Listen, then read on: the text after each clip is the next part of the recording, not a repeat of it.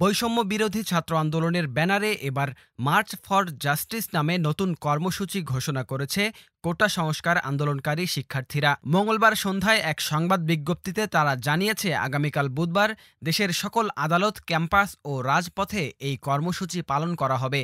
তাদের বিজ্ঞপ্তিতে বলা হয়, সারা দেশে ছাত্র জনতার উপর গণহত্যা, গণগ্রেফতার, হামলা, মামলা, গুম ও খুনের প্রতিবাদে এবং জাতিসংঘ কর্তৃক তদন্তপূর্বক বিচারের দাবিতে তারা এই কর্মসূচির ডাক দিয়েছে। তাদের কর্মসূচির মূল লক্ষ্য পূর্ব ঘোষিত ৯ দফা দাবি আদায় করা। সেই ৯ দফা দাবির মধ্যে বাংলাদেশের প্রধানমন্ত্রীকে জাতির কাছে প্রকাশ্যে ক্ষমা চাওয়া, কয়েকজন মন্ত্রী, প্রতিমন্ত্রী এবং কয়েকটি বিশ্ববিদ্যালয়ের ভিসি ও প্রক্টরের পদত্যাগ, আইনশৃঙ্খলা রক্ষাকারী বাহিনীর অনেককে বরখাস্ত করার মতো দফাও রয়েছে।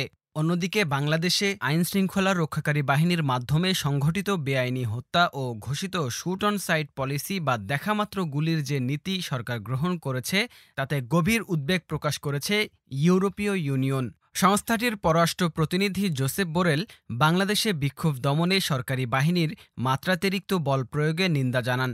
তিনি বলেন, আমি আইন প্রয়োগকারী কর্মকর্তাদের হত্যা, সহিংসতা, নির্যাতন, গণগ্রেফতার এবং সহায় সম্পত্তির ক্ষয়ক্ষতিতে গভীরভাবে উদ্বিগ্ন। ব্রাসেলসে অবস্থিত ইউরোপীয় ইউনিয়নের সদর দপ্তর প্রচারিত এক বিবৃতিতে জানানো হয়, গত ২৭ জুলাই লাইসে অ্যাসিয়ানের মন্ত্রী পর্যায়ের বৈঠকের ফাঁকে বাংলাদেশ প্রতিনিধি দলের নেতা সাবেক পররাষ্ট্রমন্ত্রী ডক্টর এ.কে আব্দুল মোমেনের সঙ্গে জোসেফ বোরেল বাংলাদেশের সাম্প্রতিক পরিস্থিতি নিয়ে গভীর উদ্বেগ ব্যক্ত করেছেন।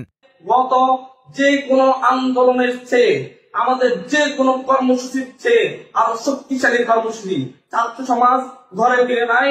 ছাত্র সমাজ এখনো রাজপথে আছে এবং দাবি আদায় করে সকলের ন্যায় বিচার নিশ্চিত করে তারা ঘরে ফিরবে ইনশাআল্লাহ।